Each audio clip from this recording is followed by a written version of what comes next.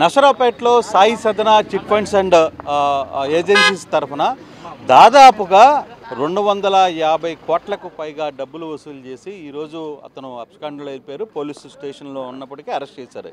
అయితే ఈ బాధితులందరూ కూడా ఈరోజు నారా లోకేష్ని కలవడానికి ముఖ్యమంత్రి నివాసం దగ్గరికి వచ్చారు.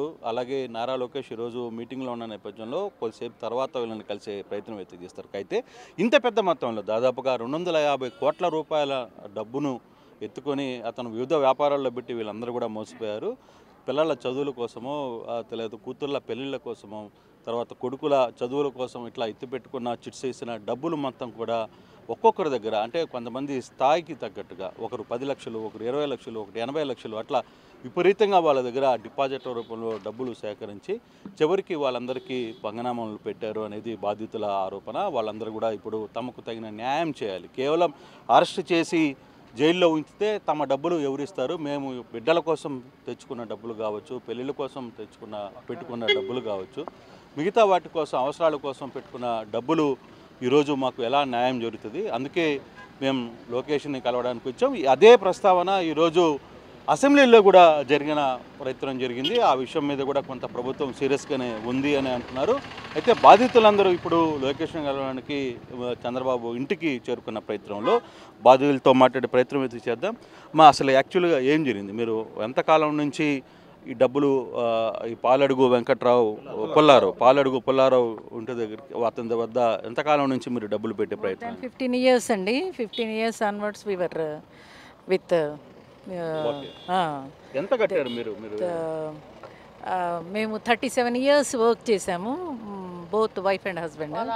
సో అదే కాకుండా మా రిటైర్ అయిపోయాము. రిటైర్ అయిన తర్వాత పిఎఫ్లు మొత్తం పిఎఫ్ బోత్ ఇద్దరిది ఒకళ్ళది శాలరీ వాడుకుంటే రెండో వాళ్ళ శాలరీ కూడా ఇక్కడే దాచిపెట్టుకున్నాము. సో సేమ్ థింగ్ మా పిల్లలకి ఇచ్చినవి కూడా చిన్న చిన్న సైట్లు ఉంటే అవి కూడా అమ్మేసి దీంట్లోనే పెట్టాము. ఎలా మీకు తెలుస్తుందా? మీకు ఇంత డబ్బులు మీ అన్న ఆస్తులను కూడా అమ్ముకొని మీరు ఆ డబ్బులు తీసుకుని ఎవడో చేతిలో ఎందుకు పెట్టాలన్న ప్రయత్నం ఉంది? ఏమని ఆశ చూపించారు మీకు? ఆశ అంటూ ఏమీ చూపించలేదండి. చాలా నమ్మకంగా ఉన్నారు ఇప్పటివరకు. మాకు ఇప్పుడే తెలిసింది ఇలా అని. అంటే వితిన్ లాస్ట్ మంత్ నుంచి we came to know that one. ఎంత పోయింది మీ దగ్గర నుంచి? ఎంత అనేది దట్స్ కౌంట్. మా entire family we suffered sir. మా మదరు, ఫాదరు, మా తమ్ముళ్ళు ఇద్దరు, నేను, మా పిల్లలు. సో ఆల్ టుగెదర్ మా ఫ్యామిలీలో 12 members we suffered. So more than 14. మీరేదో చెప్తున్నారు కదా ఇందాక మీ పొలాన్ని అమ్ముకొని. తమ్ముడు వాళ్ళండి, మాది రావెల మామూలు రైతు పొరకం. మేము పొలాలు అమ్మి కూడా వాళ్ళకి ఇచ్చాము. 4 వాళ్ళకి చిన్న రైతులు, వాళ్ళు చిన్న పిల్లల్ని వదిలిపెట్టి వెళ్ళారు జాబులకి. మరి అవన్నీ కూడబెట్టుకొని వడ్డీ వస్తుందని ఇచ్చారు. కేవలం వడ్డీకి ఆశపడే చాలామంది మహిళలు తమ ఆస్తులను కూడా అమ్ముకొని ఆయన చేతిలో పెట్టారు, పుల్లారావు చేతిలో. ఇప్పుడు ఏంటి, మీరు ఇప్పటి వరకు పోలీసులు కంట్రోల్లో అయితే ఉన్నాడు, అతను జైల్లో కూడా ఉన్న పరిస్థితి. కానీ మీకు దానివల్ల న్యాయం జరిగే పరిస్థితి ఉందా? ఫైనల్గా మీరు ఈరోజు చంద్రబాబును కావచ్చు, లోకేష్ని కానీ కలవడానికి వచ్చినప్పుడు మీ ప్రయత్నం ఏంటి? చెప్పమ్మా. నేను కారపూడి మండల మండల ప్రెసిడెంట్ అండి, తెలుగుదేశం. మేము నక్సలైట్ల నుంచి చాలా ఇదైపోయామండి. అక్కడ నక్సలైట్ ఇదైపోయాక ఇంక అక్కడ పోలేక అక్కడ పొలం అది ఉంటే అమ్మి ఇతను కొంచెం నమ్మకంగా అప్పుడు మాకు పరిచయం అయ్యాడు. మా అమ్మాయి నా ఊరు ఇవ్వటంలో పరిచయం కావటంలో మేము డబ్బులన్నీ ఇతని దగ్గరే పెట్టాము. మా తమ్ముడు, మా పిల్లలు అందరూ కలిసి మేము అప్పుడు ఎంత సఫర్ అయిపోయామో ఇప్పుడు కూడా అంత సఫర్ అయ్యే పరిస్థితి వచ్చిందండి. ఇప్పుడు మేము ఏదో ఇంకా ఇబ్బంది పడిపోయాం కదా, ఏదో మేము ప్రశాంతంగా డబ్బులు వస్తాయి, వడ్డీ వస్తుంది కదా, వస్తే తీసుకొని ఏదో మేము ప్రశాంతంగా ఉందామని ఇక్కడే ఉంటున్నామండి నర్సరాపేటలో. మేము దానివల్ల చాలా సఫర్ అయిపోయాం. మీకు గడిచిన కొంతకాలంగా ఏమన్నా వడ్డీలు ఇచ్చే ప్రయత్నం అయితే చేశాడా? వడ్డీ ఇచ్చాడా? కొద్దిగా గొప్ప అడిగితే ఇస్తుంటాడండి అప్పుడప్పుడు. మనము అంతగా ఏంటంటే మనం ఇతను నమ్మాం కదా అని అనుకున్నాము. మన ఊళ్ళల్లోనూ నమ్మడానికో మాకు బాగా దెబ్బతిని వచ్చామండి. మేము ఇల్లు అది పేల్చేసి ఆయన చంద్రబాబు నాయుడు గారు ఎన్కౌంటర్ ఆయన చేశారు కదా, బ్లాస్టింగ్ చేసినప్పుడు ఎన్కౌంటర్కి చేసినప్పుడు మా ఇల్లు కూడా బ్లాస్టింగ్ చేశారండి. నేను కారంపూడి మాజీ మండల ప్రెసిడెంట్ పద్మావతి అండి నా పేరు కొంగర. సో మీరు మీకున్న ఇష్యూ ఏంటి? ఇప్పుడు బేసిక్గా చాలామంది ఒకటి చెప్తున్నారు, వడ్డీకి డబ్బులు ₹1 ఎక్కువ వడ్డీ వస్తుందని ఆశనే మమ్మల్ని అతని వైపుకి నడిపించింది అని. నిజంగా ఇంతకాలంగా ఉన్న పరిస్థితుల్లో ఇప్పుడు సడన్గా ఎందుకు అతను పారిపోయాడు? లేదు ఇప్పుడు పోలీస్ స్టేషన్లో ఉన్నా కూడా మీకు ఓవరాల్గా మీ అందరు బాధితులు ఎంత డబ్బులు పోయి ఉంటుందని అనుకుంటున్నారు? వీక్షకులకి, ప్రభుత్వ అధికారులకి, ప్రభుత్వ అధినేతలకి, నర్సరావుపేటలోని సాయి సాధన చిట్ ఫండ్ సంస్థ యొక్క నిర్వాహకులు పుల్లారావు గారి బాధితులమైన మేము మా బాధని వినవించుకునే ప్రయత్నం కోసం కానీ ఈరోజు ఇక్కడికి దాదాపుగా 200 మంది పైగా వచ్చామండి. మేము ఒక వడ్డీ కోసమే ఆశించామంటే కాదు, మాకు బ్రతుకు తెరువు కోసం ఈ కార్యక్రమంలోకి వచ్చాం. ఏమిటి బ్రతుకు తెరువు అని నన్ను చూస్తే నా వయసు అర్థమవుతుందండి. నేను సంపాదించుకున్న డబ్బునటువంటి 10 లక్షల రూపాయలని నేను ఆయనకి రొక్కంగా క్యాష్గా ఇచ్చాను. ఇచ్చేటప్పుడు ఆయన చెప్పింది సంవత్సరం తర్వాత వడ్డీ ఇస్తానన్నాడు. ఆశపడ్డాను. నెలకు 100కి రూపాయి చొప్పున ధర్మ వడ్డీయే కదా, బ్యాంకుల్లో వేసుకుంటే 5% మించి రావటం లేదు. కనీసం ఒక 15,000 చొప్పున వస్తే నా జీవితం గడుస్తుంది, ఈ పెద్ద వయసులో బ్రతకడం కష్టంగా ఉందని చెప్పిన ఉద్దేశంతో ఆశపడ్డాం. డబ్బులు ఇచ్చాం. సంవత్సరం కాలేదు, ఎర్ర పైసా మా చేతులకు అందలేదని చెప్పని ప్రభుత్వాధినేతలకి, అధికారులకు అందరికీ కూడా నమస్కారం చేసి తెలియజేస్తున్నాం. మరి జరిగి నెలకు పైగా అయింది. స్థానిక ఎమ్మెల్యే గారు ఈ రోజున శాసనసభలో కూడా ఈ విషయం ప్రస్తావించారు. వారికి మేమందరం రుణపడి ఉన్నాం. అలాగనే శాసనసభలో మాట్లాడేటువంటి అవకాశాన్ని కల్పించారు శాసనసభ స్పీకర్ గారు, ముఖ్యమంత్రి వర్యులు, ఉప ముఖ్యమంత్రి వర్యులు.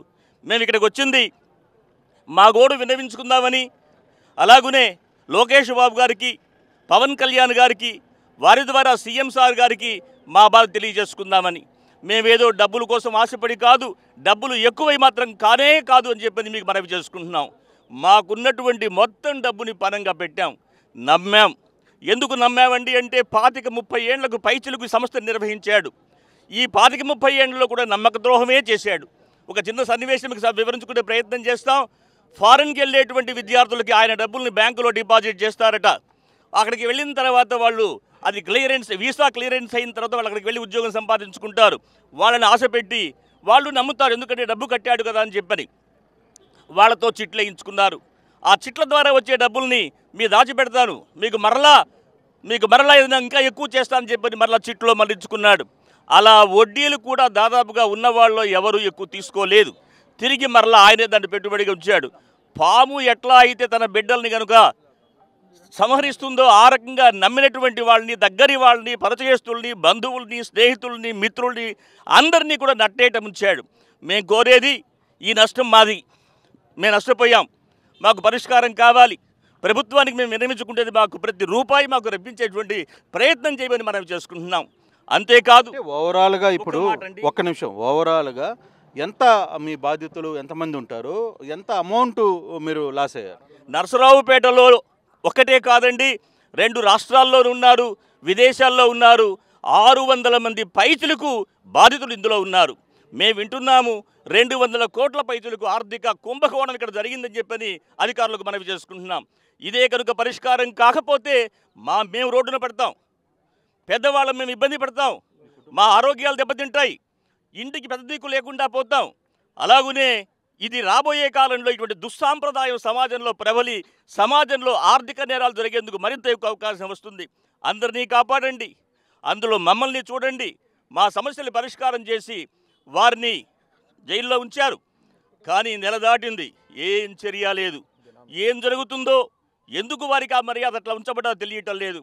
వారి బంధువులంతా బయటే ఉన్నారు, వారి మీద ఏ చర్య లేదు. వారి ఆస్తులు బినామీల పేరు ఉన్నాయంటున్నారు, అది ఎంతవరకు నిజమో తెలియటం లేదు. ఇవన్నీ కూడా ప్రభుత్వ పెద్దలు కల్పించుకొని అధికారుల ద్వారా సిట్టు వేశారు, అయితే పరిష్కారం మాత్రం దొరకట్లా. ఇక్కడ ఒక ఇంపార్టెంట్ ఇష్యూ అయితే చెప్తున్నారు, సిట్టు వేశారు అని చెప్తున్నారు. పోలీస్ పరంగా చర్యలు తీసుకుంటామంటున్నారు. అసెంబ్లీలో కూడా ప్రస్తావన వచ్చింది, సాధ్యమైనంత వరకు ప్రయత్నాలు. అయితే మీకు ఇప్పుడు వేసిన సిట్ విషయంలో కావచ్చు, ఈయన ఒక వాదన ఏంటంటే కేవలం అతన్ని జైల్లో పెడితే సరిపోదు, మాకు జరిగిన మేము రూపాయి కూడబెట్టుకునే డబ్బులు తీసుకొని వచ్చాం, అయితే ఆ డబ్బులు మాకు ఎలా వస్తుంది, సిట్టు రూపంలో తిరిగి ఇప్పించే ప్రయత్నం చేస్తారా? అయితే 4 రోజులు దాడుతున్న అధికారులు ఇప్పటి వరకు దాని మీద స్పందించలేదు అనేది ఈయన వాదన. మీకు ఏమైనా పోలీసు సిట్టు మీద కావచ్చు, పోలీసు మీద నమ్మకం ఉందా? లేదు అక్కడ మీకు ఏదైనా తేడా జరుగుతుంది, అతనికి రాచమర్యాదలు అందిస్తున్నారని కూడా ఒక వాదన వినిపిస్తున్న నేపథ్యంలో అసలు ఏం జరుగుతుంది బ్యాక్ ఎండ్? అతనికి రాచమర్యాదలు అనేది కన్ఫర్మ్ అండి, అందులో డౌటే లేదు. 4 రోజులైనా కూడా అతని తాలూకు వాళ్ళని ఎవరిని అరెస్ట్ చేయకుండా, ఎలాంటి చేయకుండా అతనితో బాగా ఉన్నందుకు వాళ్ళ ఫ్యామిలీస్ని ఎక్కడెక్కడ వాళ్ళని తీసుకుని వాళ్ళు అరెస్ట్ చేసి లోపల తీశారు. వీళ్ళ తాలూకు భార్య పిల్లలు మాత్రం అరెస్ట్ చేయడం ఇంతవరకు లేదండి. మరి అందులో మతలబు ఏముందో అది వాళ్ళకే తెలియారండి. మాకైతే వాళ్ళ బంధువులు డిపార్ట్మెంట్ వాళ్ళు ఉన్నారని తెలిసిందండి. అతని సహకారంతో ఇదంతా జరుగుతుందని అర్థమవుతుందండి. మాకైతే న్యాయం చేయాలని మేము కోరుకుంటున్నామండి. ఏమంటారు మీరు? పుల్లారావు అనే సాయి సాధన అతను డైరెక్టరు. అయితే వాళ్ళ అన్నయ్య అల్లుడు సిఐ గారు శివప్రసాద్ అని ఉన్నాడండి, గుంటూరులో లాలాపేట పోలీస్ స్టేషన్లో అతను చేస్తున్నాడు సిఐగా. అతని ద్వారా ఇతను అక్కడికి సరెండర్ అయ్యి అతని ద్వారా రక్షించబడుతున్నాడు. రోజు మర్యాదలన్నీ జరుగుతూనే ఉండేవాడు జైల్లో. ఏదంటే వెళ్ళినా కూడా వీళ్ళు మనం అక్కడ అపాయింట్మెంట్ తీసుకుని వెళ్ళినా వాళ్ళతోటి ఉన్నాయి అప్పచెప్పానుగా, లేకపోతే ఉన్నాయి తీసుకోండి అనే ఆలోచన ఉంటున్నాడు తప్పితే వాడు బినామీగా చాలామందికి రిజిస్టర్ చేయడం జరిగింది ఆస్తులు. వాళ్ళ తోడలుడు విజయవాడలోనే ఉంటున్నాడు. అతను ఒక 5 సంవత్సరాల క్రితం ఐపీ పెట్టి నర్సరావుపేటలోనే విజయవాడలో ఉంటున్నాడు. అతను ఇప్పుడు ఇవాళ బెంచ్ కార్లో తిరుగుతున్నాడు, ఓల్వా కార్లో తిరుగుతున్నాడు. ఒక సంస్థ ఆక్వా దానికి సంబంధించింది ఒక 20 కోట్లు పెట్టి ఏదో ప్రాజెక్టు పెడుతున్నారని తెలిసింది, ఆర్గానిక్ ఫుడ్స్ దాని మీద. ఎందుకంటే ఇతను బినామీ అతను. ఎందుకంటే మరి ఈ విషయాలన్నీ సిట్కి చెప్పారు. ఆల్రెడీ సిట్ వాళ్ళు మంచిగానే చేస్తున్నాడు ఇన్వెస్టిగేషను, దాంట్లో ఏమీ సందేహం లేదు. కాకపోతే మనకేంటంటే త్వరితగతిన చేయాలంటే వాళ్ళ ఫ్యామిలీ మెంబర్స్ అనేది ఇప్పటి వరకు ఒక్కడిని కూడా తీసుకురాల. ఒక పుల్లారావు అనేవాడిని తీసుకొచ్చారు తప్పితే ఏం తీసుకురాల. ఉండవు ఇక్కడ ఇప్పుడు ఎవరిని అరెస్ట్ చేయట్లా. ఇప్పుడు పుల్లారావు అనే ఆయన ఒక డైరెక్టర్, కానీ దాంతోపాటు మిగతా 10 మంది ఉన్నారు. వాళ్ళందరూ కుటుంబ సభ్యులే. ఆ కుటుంబ సభ్యులు ఎవరు రక్షిస్తున్నారు? వాళ్ళ వెనకున్నటువంటి ఎవరు? రాజకీయవాదుల, ప్రతిపక్షాల, ఎవరు అనేది మా సామాన్యమైన కుటుంబాల వాళ్ళకి ఏమి తెలియటం వల్ల. మీకు ఒక అంచనా ఉందా ఎవరు ఇతన్ని కాపాడుతున్నారని? ఒక అంచనా తెలియదు. అదృశ్య శక్తులు మాకు తెలియదు సార్. అది అతను సిఐ అయితే పక్కా అండి, ఇంకా దాని గురించి ఆలోచన లేదు. ఎందుకంటే ముందు వాళ్ళ భార్యని, కోడల్ని, కొడుకుని కూతుర్ని అరెస్ట్ చేసి లోపలేస్తే కనుక వాళ్ళకి పెయిన్ఫుల్గా ఉంటే తప్పితే బయటికి పెట్టడండి వాడు. ఈ మధ్య ఎంగేజ్మెంట్ అని చెప్పి ఆగస్టులో ఈ డబ్బులు ప్రతి వాళ్ళ దగ్గర పెళ్ళి ఉంది, ఇల్లు కడుతున్నానని చెప్పే దాంతో కలెక్షన్ చాలా చేస్తున్నాడు. ఎందుకంటే ఒక 40 నుంచి 50 కోట్ల దాకా కలెక్ట్ చేశాడు. దాన్ని గోల్డ్ రూపంలో మార్చి కొంత గోల్డ్గా కూడా ఉంచాడు. అది బయటకు పెట్టించాలనేది మనం సిట్ వారిని కోరుతున్నాం. త్వరితగతిన వీళ్ళందరికీ, బాధితులందరికీ న్యాయం చేస్తారని గవర్నమెంట్ ఇవాళ అసెంబ్లీలో ప్రస్తావించినారు. మన అరవింద్ బాబు గారికి మాత్రం చాలా కృతజ్ఞతలు చెప్తున్నాం అందరం. అంటే ముందు ఇప్పుడు దీన్ని స్పందించి మన లోకేష్ బాబు గారు వెంటనే చర్యలు తీసుకుంటారని. ఇప్పుడు లోకేష్ను కలుస్తున్నారు కదా, లోకేష్లో కలుస్తున్నారు కదా, మీ డిమాండ్ ఏంటి? మీరు ఏం కోరుతున్నారు? మీకు ప్రభుత్వం సైడ్ నుంచి, లేదు నారా లోకేష్ సైడ్ నుంచి మీరు ఏం కావాలి? అంటే నారా లోకేష్ గురించి మేము కోరుకునేది ఏంటంటే, 4 రోజులు దాటిపోయింది, 1.5 నెలలు సుమారు, అయినా కూడా ఇంతవరకు ఎటువంటి చలనం లేదు. వాళ్ళ కుటుంబ సభ్యులు మొత్తాన్ని కూడా అరెస్ట్ చేసి కనుక పోలీస్ కస్టడీ తీసుకుని ఎంక్వైరీ చేస్తే మొత్తం ఇన్ఫర్మేషన్ బయటకు వస్తుంది. అతనికి అందరికీ కూడా రూపాయికి రూపాయి వచ్చే అవకాశం కూడా ఉంది. అంటే అసెట్స్ ఉన్నాయి, కొంత అమౌంట్స్ కూడా డైవర్ట్ చేశాడని చెప్పేసి తెలియజేస్తూ ఉన్నారు. వాస్తవంగా గత 2-3 నెలల్లో కూడా వాళ్ళ అబ్బాయి పెళ్ళి అని చెప్పి చాలా అమౌంట్స్ కలెక్ట్ చేయడం జరిగింది. అవన్నీ కూడా అంటే సిట్టు వాళ్ళు కొంతమంది ఆడిటర్స్ కూడా కూర్చోబెట్టేసి అకౌంట్స్ కనుక తీస్తే తప్పకుండా కూడా ఎంత అమౌంట్ కలెక్ట్ చేసేసాడు, ఎంత అమౌంట్ దారి మళ్ళించారని కూడా ప్రభుత్వానికి దృష్టికి వస్తుంది, పోలీసు వారి దృష్టికి కూడా వస్తుంది. సిటీ వారు కూడా బాగా కోఆపరేట్ చేస్తూ ఉన్నారు. కాకపోతే 2-3 రోజుల నుంచి వాళ్ళు స్టార్ట్ చేశారు, ఇంకా మొత్తం ఇన్ఫర్మేషన్ కూడా ఇవ్వడం జరగలేదు. సో త్వరగా నర్సరావుపేట రమ్మని చెప్పేసి అడిగాము. నర్సరావుపేట వచ్చి ఎంక్వైరీ చేస్తూ ఉన్నారు. నర్సరావుపేట ఎంక్వైరీలో ఈ విషయాలని కూడా బహిర్గతం అని చెప్పేసి మేము ఇచ్చేస్తాం త్వరగా. ఇది ఓవరాల్గా సాయి సాధన చిట్స్ ఏవైతే ఉన్నాయో ఆ చిట్స్కి సంబంధించిన వ్యవహారంలో పూర్తిగా కూడా వాళ్ళ డిమాండ్ ఒకటే. బాధితుడిని అరెస్ట్ చేశారు, జైల్లో పెట్టారు, దానివల్ల మాకు ₹1 ప్రయోజనం లేదు. ఇప్పుడు పిల్లల కోసం, చదువుల కోసం, పెళ్ళిళ్ళ కోసం, వీటన్నిటి కోసం గుడ్డిగా నమ్మి కొన్ని లక్షల రూపాయలు వాళ్ళ దగ్గర పెట్టాం. దాదాపుగా 250 కోట్లకు పైగా ఈ స్కామ్ జరిగింది. దాదాపుగా 600 మంది బాధితులు దీనికి ఇంకా పైనే ఉన్నారు. విదేశాల్లో కూడా చాలా మంది ఉన్న నేపథ్యం అయితే ఉంది. మరిన్ని వీడియోస్ కోసం ఛానల్ ని సబ్స్క్రైబ్ చేయండి. లేటెస్ట్ అప్డేట్స్ కోసం వాట్సాప్ ఛానల్ ని ఫాలో అవ్వండి. ఆ లింక్ డిస్క్రిప్షన్ లో ఉంది.